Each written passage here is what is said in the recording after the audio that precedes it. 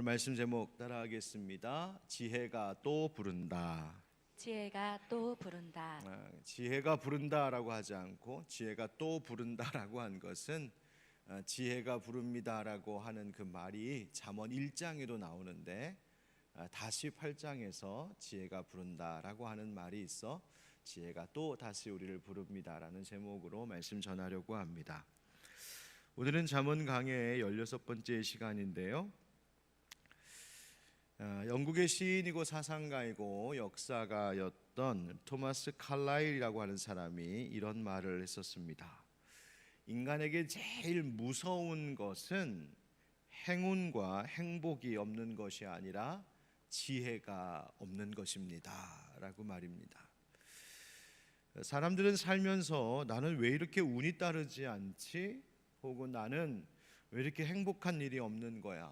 나는 왜 이렇게 불행한 거야? 라고 불평하며 원망하기가 일쑤입니다. 그러나 정작 나의 지혜 없음에 대하여 안타까워하거나 또 그 지혜를 얻고자 노력하는 것에는 그다지 관심을 갖지 않거나 소홀하는 경우도 많습니다. 여러분은 어떠십니까? 여러분은 행운과 행복을 더 구하십니까? 아니면 지혜를 더 구하며 사십니까? 말씀하신 대로 지혜를 더 구하며 사시면 참 좋겠습니다. 아직도 한참인 이스라엘과 팔레스타인 하마스 사이의 이 전쟁 소식이 계속 들려오고 있는데요. 전쟁이 막 났을 때 제가 금요기도회 시간에도 길게 왜 그들 사이에 전쟁이 있었는지에 대한 역사적 과정을 좀 요약하여 설명해 드린 적이 있었는데 그 가운데는 2000년 동안 나라 없이 세계 곳곳에 흩어져 있던 이 유대인들이 다시 이스라엘을 건국하며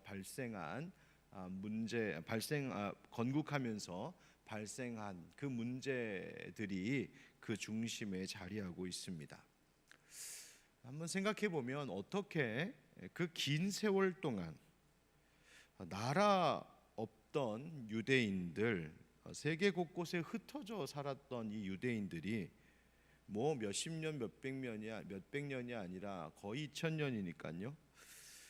다시 어떻게 국가를 건설하기 위해 저들이 뭉칠 수 있었을까? 세대가 바뀌어도 어마어마하게 많은 세대가 바뀐 것인데 어떻게 그들은 그들의 언어도 잃지 않고 그들의 민족 정신도 잃지 않고 그들의 정체성을 잃어버리지 않을 수 있었을까? 여러 정치적인 역사적 배경도 거기에는 있겠지만 분명한 것은 유대인들에게는 다른 민족에게 없는 남다른 철학, 정신이 있었기 때문입니다. 그것이 바로 지혜 정신이었습니다. 유대인의 이 지혜 정신, 그들의 지혜에 대한 생활 철학은 나라 없이 흩어져 살던 유대인들이 한날에 다시 모여 나라를 세우게 하는 가장 큰 원동력이 되었습니다. 이 유대인들을 지켰던 것이 바로 유대 5000년 역사의 그들의 생활 철학이었고 그들의 생활 철학이라고 하는 것이 바로 그들의 지혜 정신이었습니다. 여러분도 많이 들어보시고 또 읽어보셨을 탈무드와 같은 그들의 지혜 정신이 결국 유대인들의 민족성, 그 정체성을 지켜오는 힘, 그것이 된 것이죠. 요즘 현대인들에 대하여 말하는 것 가운데 이렇게 말하는 것을 보았습니다. 현대인들은 지식과 지혜가 다르다는 것을 잊고 사는 것 같습니다 라는 말입니다. 여러분, 지식과 지혜는 분명히 다른 것입니다. 현대인들이 가지고 있는 지식이라고 하는 것을 생각해 보면 사실 어마어마한 지식이죠. 과거에 비하면 우리 인간이 지금 갖고 다루고 있는 지식의 양은 정말로 엄청나게 많은 양으로 또 엄청난 속도로 불어왔습니다. 과거에는 지식과 정보를 기록하고 남기는 기술이 그렇게 발달되지 않았기 때문에 어떤 지혜와 지식이 쌓여도 그 다음 또 다른 세대가 바뀌고 역사가 바뀌면 다시 처음부터 천천히 시작해야 되는 일들이 많았지만 이제는 지식과 정보를 잘 기록하고 전수하는 능력이 인류에게 발달되어져서 이제는 한 세대의 지식과 정보가 그 다음 세대로 그대로 물려지고 다시 그 위에 또 다른 지식을 쌓아가면서 엄청나게 굉장히 빠른 속도로 지식은 불어나고 있습니다. 특별히 여러분, 보이지 않는 가상 공간에는요 정말 상상할 수 없을 정도의 막대한 양의 지식이 총망라되어 있는데요. 여기 이제 어르신들 계시니까 제가 아는 척하면서 좀 이야기를 해야겠습니다. 여러분, 인터넷에서 클라우드라고 하는 말을 혹시 들어보셨습니까? 뭐 젊은이들은 너무 익숙한 말인데요. 클라우드라고 하는 용어를 인터넷에 씁니다. 뭐 아시는 분도 계시고 낯선 분도 계시고 저장을 막 해놓는 겁니다. 그럼 거기다가 다 저장을 해놓으면 어떤 유익이 있을까? 내가 내 책상에 있든지 아니면 뭐 지방에 출장 가 있든지 아니면 세계 다른 어느 곳에 여행을 가 있든지 간에 인터넷으로 연결만 돼 있으면 그 기업에 있는 컴퓨터 저장고에 접속을 해서 내가 올려놨던 보관해두었던 데이터, 정보, 지식을 다 꺼내 쓸 수 있는 거죠. 그러니까 굳이 여기서 막 정보 다 들고 안 가도 되고요. 거기 가면 다 거기서 인터넷만 연결되어 있으면 요즘에 핸드폰으로도 다 되니까 무선으로 그냥 다 꺼내 쓸 수 있는 것입니다. 그런데 나만 그 데이터 가운데는 나만 볼 수 있도록 저장해 둔 것도 있지만 누구나 볼 수 있게 이렇게 다 공개되어 있는 데이터들도 어마어마하게 많거든요. 그러니까 내가 어디에 있든지 여러 사람들의 지식을 마치 하늘에 구름이 떠 있는 것처럼 저 위에다가 모든 세계인들의 지식과 정보를 다 올려놓고 내가 어디 가든지 거기에 접속해서 꺼내 쓰기만 하는 그런 시대가 된 거죠. 그것이 이런 기술이 처음 개발되었을 때 그래서 쓰는 사람들의 입장에서는 마치 구름에서 뭐 꺼내 쓰는 것 같다라고 하는 느낌이 있어서 클라우드라고 하는 말을 이제 쓰게 된 겁니다. 그래서 이 클라우드에만 접속하면은요 어디에서나 온갖 지식들 다 꺼내 쓸 수 있습니다. 근데 이런 방식이 그냥 나의 지식과 나의 정보만이 아니라요 인터넷상에 어마어마하게 퍼져 있는 거죠. 여러분 잘 보시는 유튜브도 다 그런 이유 아니겠습니까? 그러니까 생각해 보면 누구나 필요한 정보, 누구나 원하는 지식 자료들을 엄청나게 어마어마하게 쏟아놓고 있는 겁니다. 그러니까 상상해 보면 엄청나게 큰 두뇌에 우리가 다 연결돼 있어 갖고 그 같은 두뇌에서 거기에 들어있는 지식들을 다 뽑아 쓰고 있는 지금 그런 세상인 거예요. 그래서 인터넷만 연결되면 뭐 간단한 요리에서부터 시작해서 깊은 심도 깊은 철학, 뭐 정치 이야기, 과학 원리, 설교, 뭐 재미있는 오락 프로그램 모든 것 다 내 것처럼 쓸 수 있는 것이 지금 이 시대입니다. 그래서 제가 여러분들이 궁금해하시면 여러분 한 번도 안 가본 나라의 어느 마을의 어느 식당의 메뉴가 얼마인지도 제가 알아드릴 수 있습니다. 그게 지금 이 시대인 거죠. 그러니 인간의 지식이라고 하는 것이 정보라고 하는 것이 무한히 늘어나고 있는 것이 이 세상입니다. 사실 지금 이런 이야기를 하고 있는 것 자체가 사실 옛날 이야기입니다. 벌써 한참 된 이야기들이니까요. 그런데 이렇게 지식이 늘어나는 만큼 과연 우리의 지혜도 그렇게 발전하고 있을까? 그렇지는 못한 것 같습니다. 성경 속에 나오는 지혜, 또 유대인들의 탈무드에 나오는 지혜의 이야기, 혹은 우리 민족을 비롯한 동서양의 고전들을 읽다 보면 아직도 내가 모르는 것이 너무나 많구나 깨닫게 됩니다. 지식을 몰라서 뭐 정보가 없어서가 아니라 참 지혜가 없구나. 오히려 우리의 지혜는 점점 날로 퇴보하는 것은 아닌가라고 하는 생각까지도 듭니다. 여러분, 유대인들의 가정에서는 안식일이 되면 가족이 모여 아버지가 자녀들에게 식탁에서 성경 말씀이나 탈무드의 이야기를 가르칩니다. 유대인들은 학교와 같은 공공교육 시설에서의 교육도 중요하지만 그보다 가정에서의 교육을 더 중요시합니다. 왜 그럴까? 아이들은 학교에서 지식을 배우지만 가정에서는 지혜를 배우기 때문입니다. 유대인들에게는 분명한 철학, 확신이 하나 있는데 그것이 뭐냐면 지식은 날로 날로 진보해 가지만 지혜는 영원히 변치 않는다. 지혜는 불변하는 진리다라고 하는 철학입니다. 그래서 그들은 많은 지식을 쫓아가기보다 오히려 성경이나 탈무드와 같은 그 지혜의 책을 존중하고 그것을 자녀들에게 읽어주고 가르치고 삶으로 생활로 보여주는 가정에서의 교육을 더 중요시하는 것이죠. 바로 그런 힘이 오늘의 유대인들을 가능하게 만든 것입니다. 여러분은 지혜를 얼마나 사모하십니까? 지혜를 얻기 위해 어떤 노력과 대가를 치르고 계신지요? 오늘도 함께 우리 잠언의 말씀을 함께 나누면서 세상의 어떤 행운보다 어떤 삶의 행복을 주는 어떤 이유보다 하나님께서 주시는 더 귀한 것 바로 지혜를 우리가 오늘 함께 얻을 수 있는 의미 있는 시간이 되기를 간절히 소망합니다.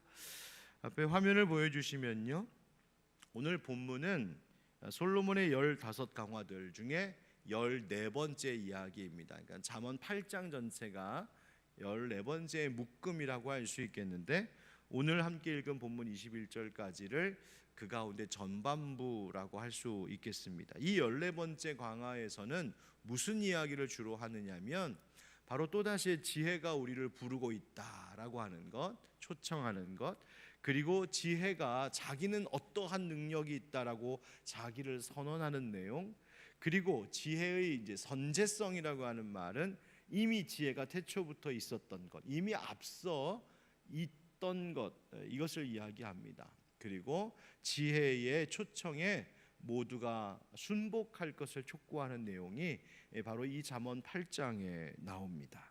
자, 오늘 본문이 우리에게 어떤 교훈을 주는지 한번 세 가지로 정리해서 함께 나눠보도록 하죠. 함께 따라하겠습니다. 지혜는 누구에게나 열려 있습니다. 지혜는 누구에게나 열려 있습니다. 본문의 1절부터 4절입니다. 지혜가 부르지 아니하느냐, 명철이 소리를 높이지 아니하느냐, 그가 길가의 높은 곳과 네 거리에 서며 성문 곁과 문어기와 여러 출입하는 문에서 불러 이르되 사람들아 내가 너희를 부르며 내가 인자들에게 소리를 높이노라. 아멘. 지혜가 큰 소리로 우리를 또 부르고 있답니다. 다른 말로 명철이 소리를 높이지 않느냐 이렇게도 말하죠. 그러니까 지혜가 우리를 지금 계속 초청하고 있습니다. 지혜와 명철이 우리에게 자기에게로 오라고 와서 자기의 말에 귀를 기울이라고 초청하고 있는 거예요. 마치 사람이 우리를 부르는 것처럼 지혜가 그렇게 우리를 부르고 있다는 방식으로 설명하고 있어요. 그것을 지혜의 의인화라고 하는 거죠. 사람처럼 지혜를 지금 말하고 있는 거예요. 여러분 앞서 기억하십니까? 젊은이가 음녀에게 유혹을 받던 것. 음녀는 그 젊은이들을 멸망의 길로 이끄는데 초청을 합니다. 그런데 오늘 성경에서는 지혜가 우리를 또한 초청한다는 거예요. 여러분 지혜가 지금 어디에서 부르고 있는가 보았더니 그 부르는 장소가 막 숨어서 속닥속닥 귓속말로 그냥 몇 사람만 겨우 들을 수 있게 지혜가 여기로 오라고 부르고 있는 것이 아니라 1절, 2절, 3절 보면 뭡니까? 지혜가 길가의 높은 곳에서 또 네거리, 사거리에서 성문 곁과 문어귀에서 여러 출입하는 문에서 소리쳐 외치고 있다는 거예요. 뭘 말하는 걸까? 여러분 지혜는 은밀한 것이 아닙니다. 지혜는 소수의 몇 사람만이 알고 있어서 그것이 나의 사유화될 수 있는 것이 아닙니다. 지혜는 교육을 많이 받은 사람이나 학식이 높은 사람, 똑똑한 지능을 가진 사람의 전유물이 아니란 말입니다. 지혜는 마치 네거리 성문 곁과 같이 오고 가는 사람들이 많은 곳에서 누군가 큰 소리로 불러 외치는 것처럼 그렇게 모든 사람이 들을 수 있도록 모든 사람에게 열려 있고 주어진 것이 지혜라는 거예요. 여러분, 혹시 누군가 여러분에게 나만 아는 이야기 들려줄 테니까 여기 와서 한번 들어보라고, 다른 목사들은 다 모르고 다른 사람들은 다 모르는데 내가 당신에게만 들려줄 수 있는 아주 비밀스러운 이야기가 있으니까 와서 들으라고, 여러분 그런 혹시 초대를 받으시거든 와, 이분 진짜 지혜로운 분인가 보다 라고 착각하지 마시고 그 지혜에 모든 이들에게 열려 있는 것, 누구에게나 들을 수 있는 것, 그것이 진짜 지혜라고 하는 것을 여러분 꼭 기억하시고 그 속임수에 넘어가지 않기를 바랍니다. 지혜는 마치 이곳저곳에서 우리를 부르는 것처럼 하나님께서 우리에게 여러 가지 방법으로 우리에게 말씀하십니다. 이 지혜를 들을 수 있도록 열어놓으셨다는 거예요. 그것을 지혜의 개방성이라고 말합니다. 여러분, 그런데 왜 그토록 지혜가 이곳저곳에서 우리에게 들을 수 있게 우리를 부르고 있는데 왜 우리는 스스로 지혜가 없다, 왜 지혜가 부족하다, 지혜가 퇴보한다, 뭐 이런 말을 하게 되는 것일까요? 이유가 있지 않겠습니까? 이사야 6장에 보면 이런 말씀이 있습니다. 하나님께서 말씀하시기를 내가 누구를 보낼까? 누가 우리를 대신하여 갈까? 즉 하나님 말씀 전하기 위하여 누구를 보낼까? 하나님이 그렇게 스스로 말씀하시자 이것을 들은 이사야가 대답하기를 내가 여기 있나이다, 나를 보내소서. 8절 끝에 그렇게 말하고 있죠. 내가 여기 있나이다, 나를 보내소서. 하나님 절 보내십시오. 그러자 하나님께서 하시는 그 이어지는 말씀이 두려운 말씀입니다. 우리 9절만 한번 같이 읽어보실까요? 시작. 여호와께서 이르시되 가서 이 백성에게 이르기를 너희가 듣기는 들어도 깨닫지 못할 것이요 보기는 보아도 알지 못하리라 하여. 아멘. 여러분, 이 말씀이 무슨 말이냐면 그래 알았다, 네가 가겠다고, 그런데 너 가서 그렇다면 이 백성들에게 이렇게 말하라는 것입니다. 그래 너희가 듣기는 늘 들어라, 그러나 깨닫지는 못할 것이다. 늘 보기는 보아라, 그러나 너희가 알지는 못할 것이다. 왜 그렇습니까? 하나님께서 이사야에게 이어지는 10절에서 말씀하시기를 너는 이 백성의 마음을 둔하게 하고 귀를 어둡게 하고 눈을 뜨지 못하게 해라. 눈으로 보고 귀로 듣고 마음으로 깨달아 돌아와서 저들이 고침받으면 어쩌겠느냐 라고 말씀하시는 거예요. 여러분, 무서운 말씀입니다. 하나님은 하나님의 백성들이 깨닫고 돌아와 고침받는 것을 싫어하실까? 하나님은 그냥 무조건 이스라엘 백성들을 다 심판하시겠다는 것일까? 여러분, 그런 뜻이 아닙니다. 이 이사야 6장의 말씀만을 보면 왠지 그렇게 느껴지지만 사실 이스라엘의 긴 역사와 이 말씀, 이 이사야서에 있는 전체의 말씀을 읽어보면 하나님이 악하셔서 하나님이 모든 것들을 그냥 무작정 다 심판하시겠다는 것이 아닙니다. 하나님이 이렇게 말씀하시는 것은 그만큼 이스라엘 백성들이 죄악 가운데 있었기 때문이었습니다. 하나님께서 말씀하시고 경고하시고 기다려주시고 용서하시고 그리고 또다시 참고 또 기다리셔도 회개할 줄 모르고 돌아올 줄 모르고 변하지 않는 저들에 대하여 하나님께서 진노하고 계신 말씀인 것입니다. 여러분, 왜 지혜가 우리에게 들려오는데도 이것저것에서 외쳐 부르고 있는데도 우리는 듣지 못하는 것일까? 왜 지혜롭지 못한 것일까? 이유는 우리의 완악함이 결국 그 지혜의 말씀을 들으려 하지 않기 때문입니다. 지혜가 우리를 그렇게 부르고 있는데도 그것을 귀담아 듣고 마음에 새기며 들으려 하지 않기 때문입니다. 아무리 이야기해도 그냥 들으면 들은 것 그냥 그거대로, 아무리 배워도 배운 대로, 아무리 말해도 그것대로 행하지 않으니 결국 들은 것이 들은 것이 아니고 배운 것이 배운 것이 안 되는 것이죠. 여러분, 하나님은 지금도 우리에게 지혜의 말씀을 들려주고 계십니다. 그 말씀으로, 지혜의 말씀으로 우리를 초대하고 계세요. 성경을 통하여, 목사의 설교를 통하여, 때로는 목사와 성도들의 권면을 통하여, 때로는 이 시대의 역사나 환경과 여러 가지 상황을 통하여 하나님은 지금도 살아계셔서 우리에게 말씀하시는 하나님이신 줄 믿습니다. 그런데 문제는 우리가 듣지를 못합니다. 영적 귀머거리고 살아갈 때가 많습니다. 들어도 알아듣지를 못합니다. 왜 그렇습니까? 정말 들으려 하거나 들은 대로 변화되려 하거나 말씀하신 대로 순종하려 하지 않기 때문입니다. 듣고 배운 말씀대로 따르기보다는 다시 그 들은 것을 내 마음대로 판단하고 그 들은 것에 판단을 더하고 그 들은 것을 내가 편집하고 들은 것을 내가 바꾸어 버립니다. 어떻게? 나에게 이롭도록, 나에게 편하도록 내가 원하는 것만 듣고 내가 원치 않는 것을 버리기 때문입니다. 5절 말씀에 이런 말씀이 있습니다. 5절 다 같이 읽죠. 시작.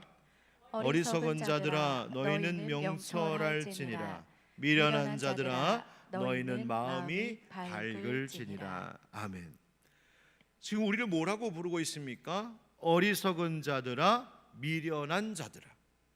여러분, 이 부름 앞에 네, 부르신 이가 바로 여기에 있습니다 라고 하실 수 있겠습니까? 그 말은 맞습니다. 제가 어리석은 자입니다. 제가 미련한 자입니다 라고 말하는 것인데, 여러분, 하나님 앞에 내가 어리석은 자이니 내가 미련한 자이니 하나님의 지혜와 명철이 필요합니다 라고 말씀하실 분 여기 계십니까?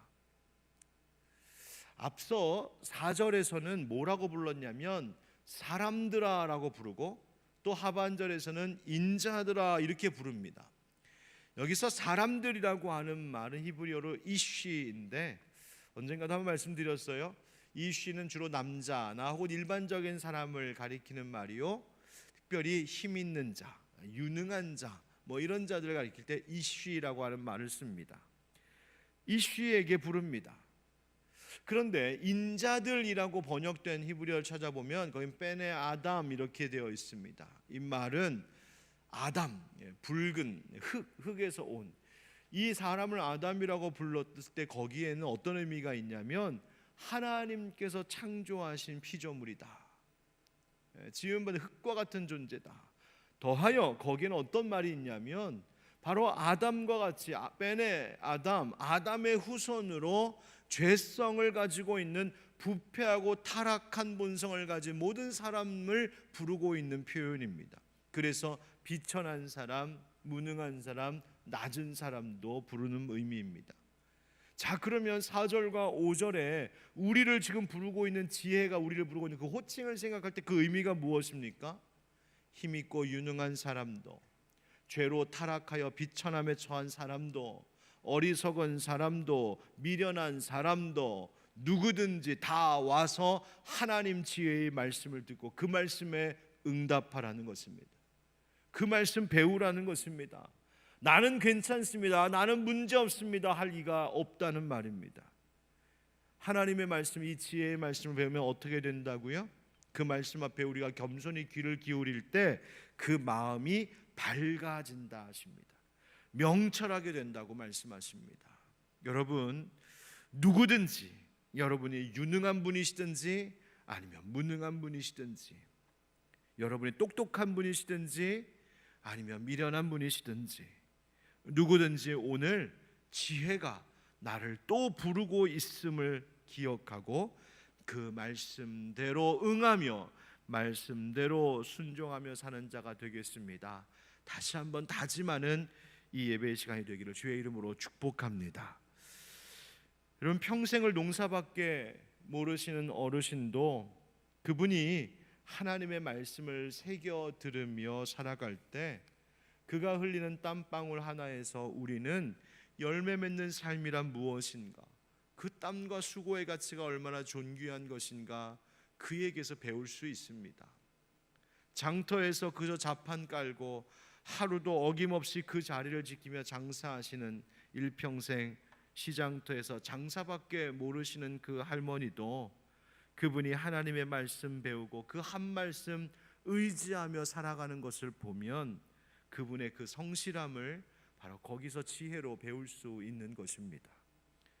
방황하는 자식들 위하여서 끝없이 기도하고 또 기도하고 기다리고 또 기다리는 노모, 그분이 그저 쉬지 말고 기도하라, 범사에 감사하라, 그 한 말씀 붙들고 사시는 어른이라면 바로 그 모습 속에서 하나님이 가르쳐 주시는 지혜, 바로 사랑과 지혜라고 하는 지혜를 배울 수 있는 것이죠.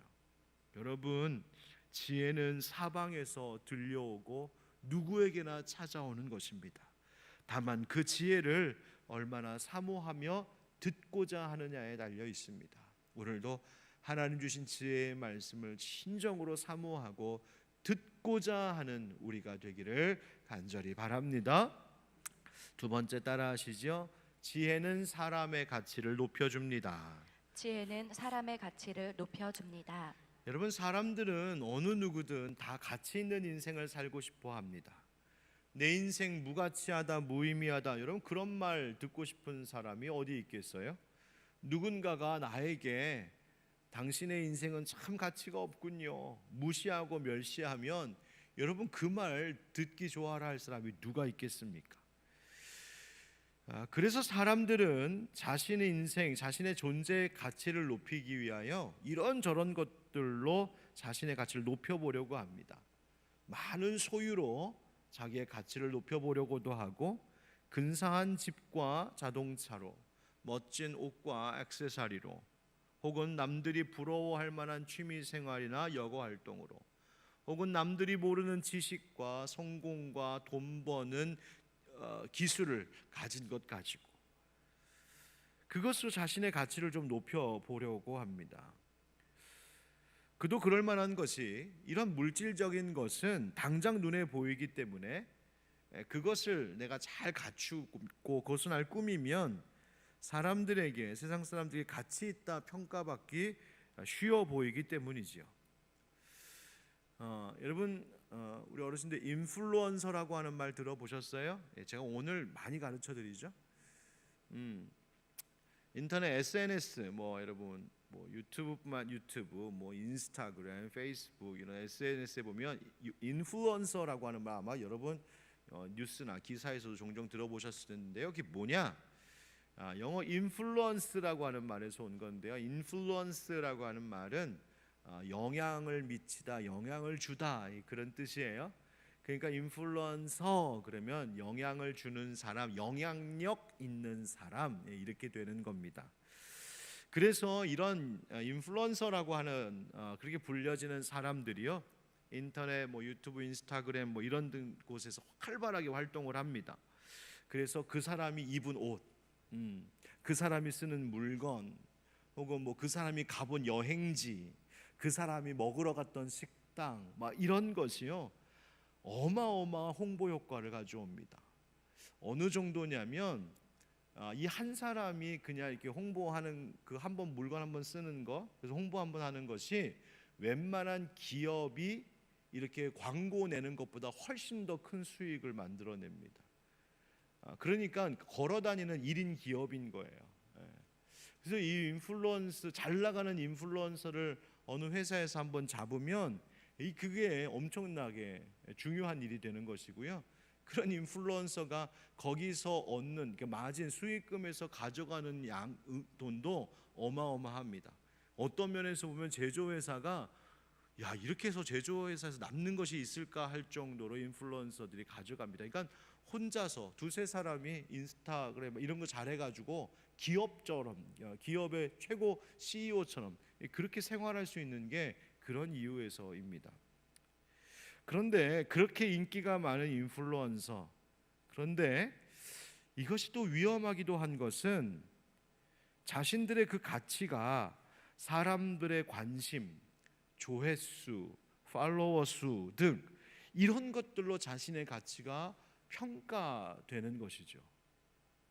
그래서 사람들이 이에 대하여서 좋지 않은 평가를 하거나 인기가 좀 떨어지거나 무시하는 말을 듣거나 그런 악플이 달리거나 막 이런 것이 생기면 충격을 감당하지 못합니다. 그래서 더 큰 관심을 끌어서 더 인기를 올리려고 그런 관심 끄는 일을 만든다든지, 아니면 반대로 극심한 우울에 빠지거나 결국 극단적인 선택을 하는 이들도 있는 것이죠. 여러분, 과연 그것이 그 사람의 가치를 높여주는 것일까요? 여러분, 오늘 성경은 무엇이 인생의 가치를 높여준다고 말하느냐? 바로 지혜가 인생의 가치를 높여준다 말합니다.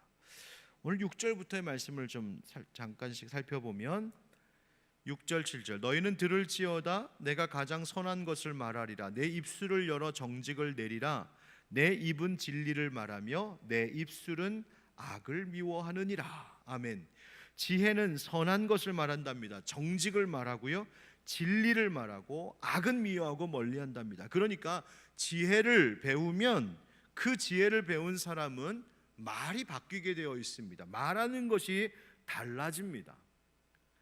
8절 9절 내 입의 말은 다 의로운즉 그 가운데 굽은 것과 패역한 것이 없나니 이는 다 총명 있는 자가 밝히 아는 바요 지식 얻은 자가 정직하게 여기는 바니라. 아멘.